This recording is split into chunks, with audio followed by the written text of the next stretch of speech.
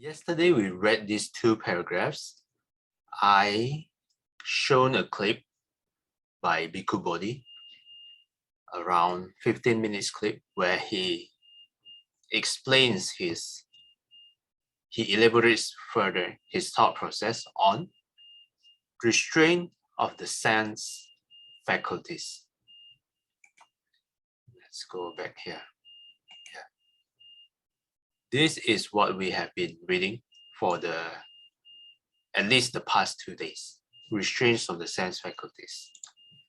Let's take a look again at this paragraph before we move on to the next paragraph.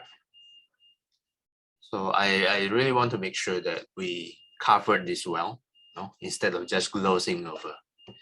Because from this factor onward, it starts to getting to the heart of Buddhism, which is meditation. Yeah. So I don't want to just gloss over the materials. Let's take a look again. This sentence, restraint of the senses does not mean denial of the senses, retreating into a total withdrawal from the sensory world. What does this mean? When some people try to meditate, they feel like the environment is not suitable. Why? It's too noisy. The traffic noise is too loud. I cannot concentrate at all. My housemates, now the alarm is still ringing and he hasn't shut down. How can I meditate like this? It's actually true. He hasn't shut down the alarm. Yeah. So this is blaming our own meditation on external factors. Yeah. In the case of Xing Hui, she mentioned about smokers as well. But smoke can be walking the line of something that you have to deal with, because the smoke can actually harm your health. Yeah, so this is a little bit tricky in the case of smoke. But even though we can do all this, let's explore the sentence. Firstly, it is nearly impossible. Even if it could be achieved, what could be achieved? The denial of senses. Even though you can find some place that's super quiet, no disturbance at all, here Bhikkhu Bodhi says the real problem would still not be solved. Why? For the defilements lie in the mind inside here, not in the sense organs or objects. If you recall in the video, even when he tried to meditate, he firstly tried to deal with it externally with the barks of the dog. He goes down out of his hall, walk, try to find the owner of the dogs. But halfway he retreated back and then feels like, I might sound like a crazy person if I do that. Then he realized that the actual problem is actually in the mind. So he used some technique to deal with all these worldly disturbances. One way is to just ignore the sound, the first way. But sometimes this would not work that well.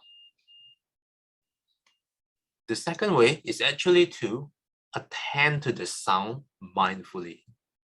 Try to observe what is the sound and what makes we agitated because of the sound. Why are we annoyed by the sound? Observe carefully how all of this arises. after a while, we will finally see this only as a sound, not as a dog barking trying to disturb our meditation. But it's just play of conditions coming together, forming the sounds. It's no different than the sound coming from the traffic noise or your housemates talking, your family member talking, playing TV or playing music. It's just sound. Yeah. If you can reach that part, you have solved the issue internally inside your mind. So these are what is meant by actually whole of this whole paragraph.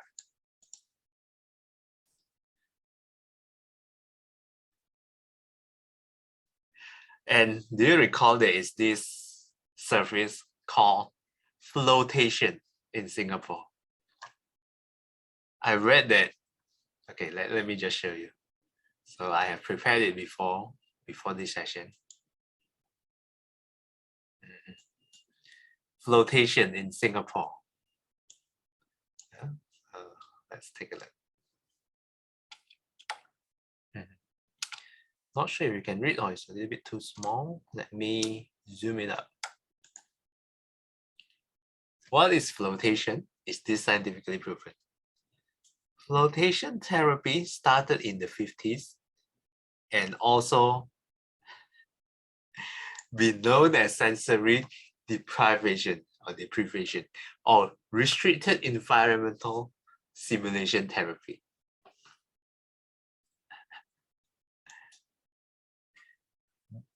You will be given a tank and then it will be filled with 550 kilograms of salt, making it so buoyant.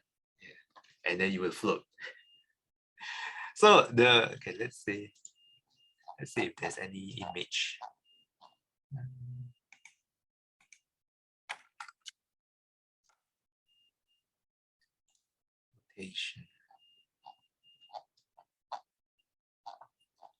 Yeah. So you will be resting in a pot like this, and so to speak, you can enjoy a world without outside external disturbances. And it's actually not that cheap, the rates. For one float is $89. Yeah. So if any of you think that you cannot meditate because of my environment is too noisy or too much disturbances, you can try this and then see whether you are correct, whether it's external disturbances, or let's see if the text says, even though you can find this kind of place, your meditation would still not go as smooth as you think it would when the mind itself is not settled. Yeah. Well, maybe we can do an experiment. All of us go to this flotation. Let's try to find a discounted package for about many people. If we go as group.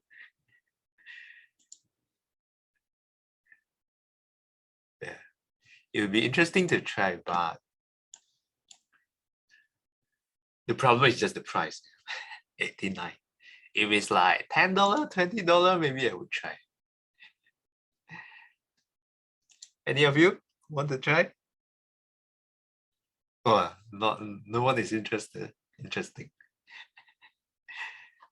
Okay, let's go back to the text.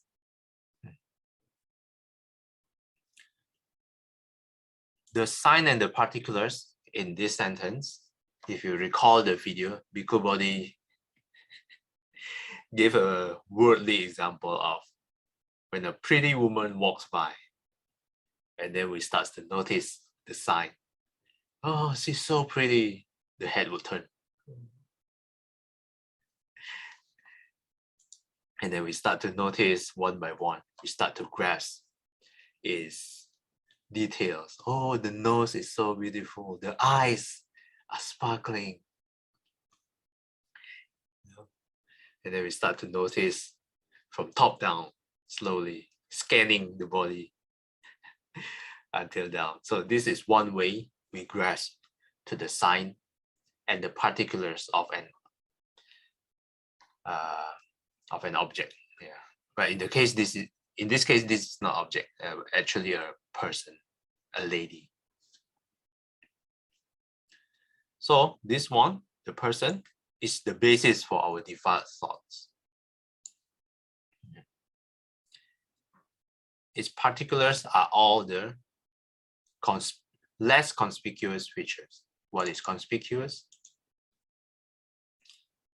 Clearly visible.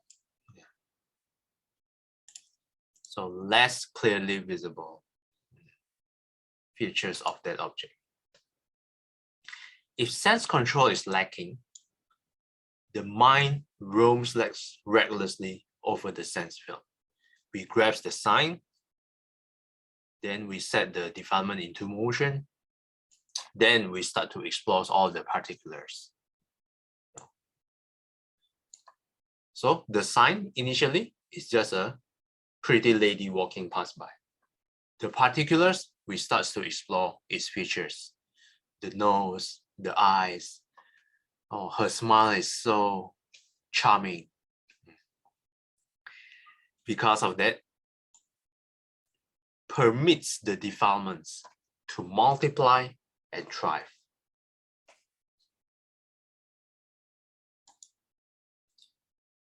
That's about it for this paragraph. Any questions so far? Or just a comments? Just now, what is the float about? Yeah, correct. The float is about this line actually. When we try to deny the senses of outside stimulants or outside disturbance. Yeah. So for example, Quack, you say your neighbor keep disturbing you. And then you can run away to these float devices. They will give you a pot, and then you can just stay quietly inside without any disturbances for 1 hour. Oh, Quack, interested to run away from your neighbor? yeah. Uh, But how to? we can go here. We can go here. But the problem is we have to pay $89. Expensive. Yeah, expensive. This one is in Singapore, right? Yes, it is. Oh, wait. It's called, what's the name? It's called the float, is it? The float, is it? The brand. You just search flotation, it will appear. But Flotation. the brand itself is Oh, called okay. Palm A Float Club. Let's see. It's in Kampong Bugis. I don't know where this is. But anyway, you can search and I can paste in the chat if you want. Yeah, anyway, let's go back to the text. Any questions or comments regarding this paragraph?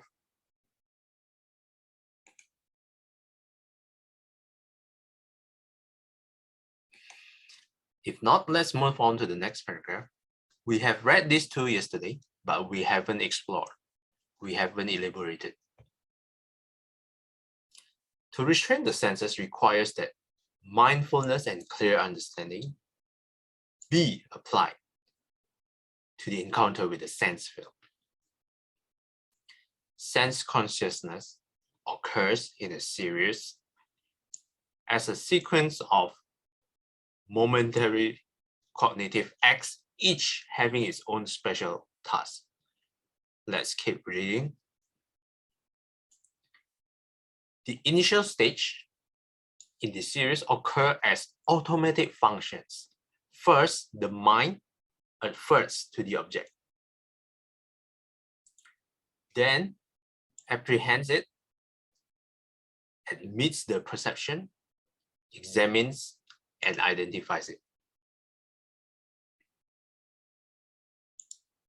This is the important part. Immediately following the identification, a space opens up in which there occurs a free evaluation of the object leading to the choice of a response.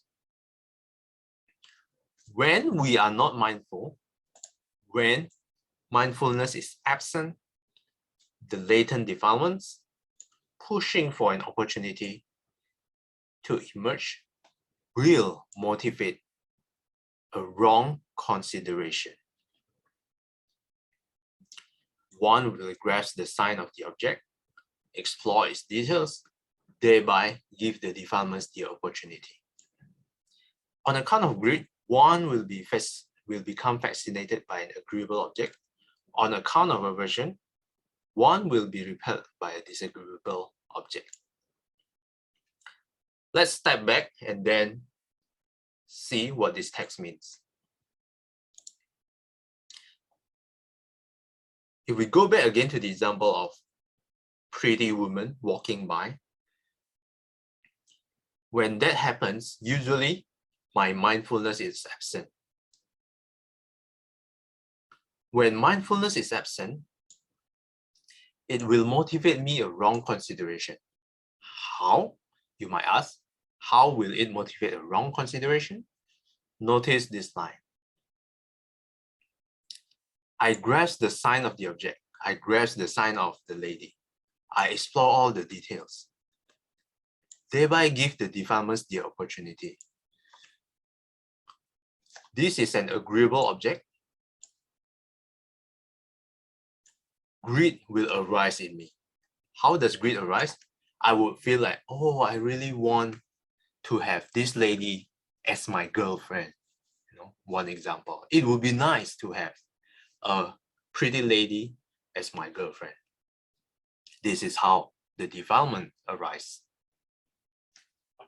with agreeable object.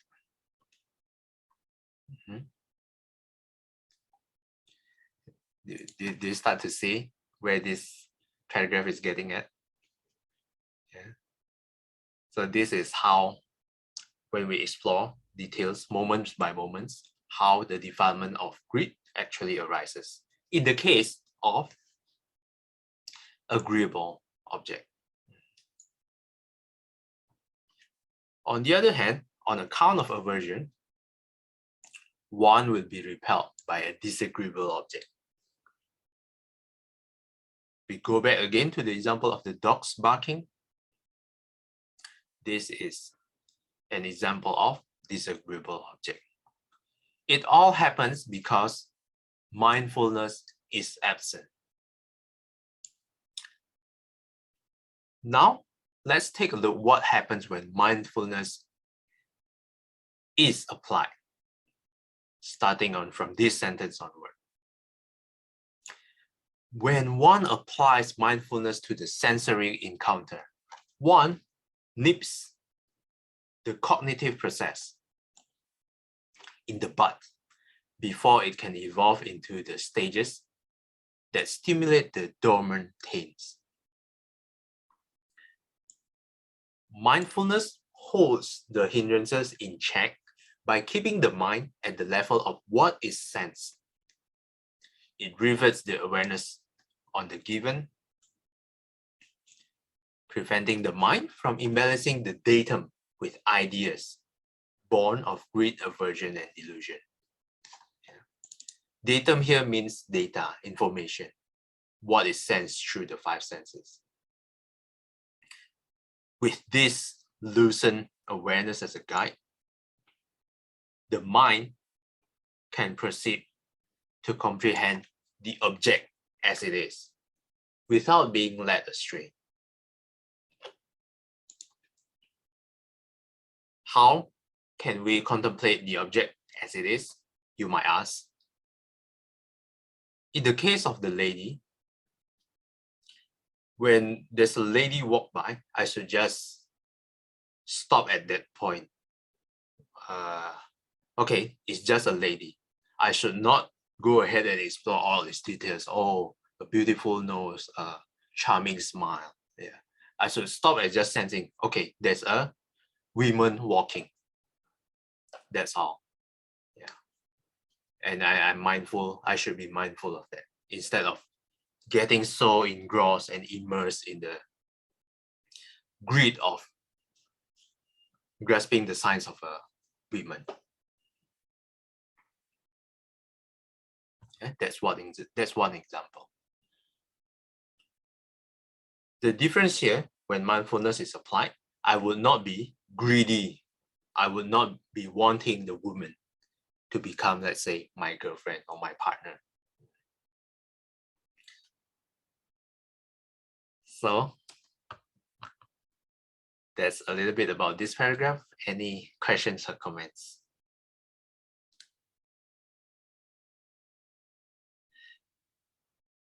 It might not be so easy to understand. That's why I spent 2 days just to explore and elaborate on this paragraph. The easiest way to understand this, I have one other example very quickly before we move on. When eating the food that I like, the normal way, I would just, okay, this is the food in front of me. I would just indulging in all the food mindlessly, eating like an animal. But recently I tried a different thing. I told myself, okay, I would like to try to be mindful when enjoying my food. How? For the first 5 bites, I will pick up the food carefully, put in my mouth, and then starts to notice what is actually happening in my mouth. The food is, let's say, chewy, a little bit salty, and is wet and saucy. And then when I bite, the food starts to break down, and then I will chew for a few more times, and then I will swallow. In this way, I'm really mindful about the whole process of eating, starting from picking up until it's in my mouth, until I swallow. In this way, when I do this, I feel like I'm not as greedy compared to my normal way of indulging the food. Yeah. In this way, I feel like the greed does not arise when I'm mindful, but it arises when I eat like an animal, indulging without being mindful. This is one way you can apply mindfulness in your daily life. You can try it and see what happens. Try to apply mindfulness to the things that you like to do. It can be something as simple as food, or other things that you enjoy. That's all I have for today. Any comments or questions before we wrap up? I'm sorry I went over time a little bit, so if there's no comments, let's wrap up. Brother Marcel, what about the book? Yeah. I'll take this all and I'll let you know again. Yeah. Thanks, Craig. Okay, if no questions, and then let's do a dedication.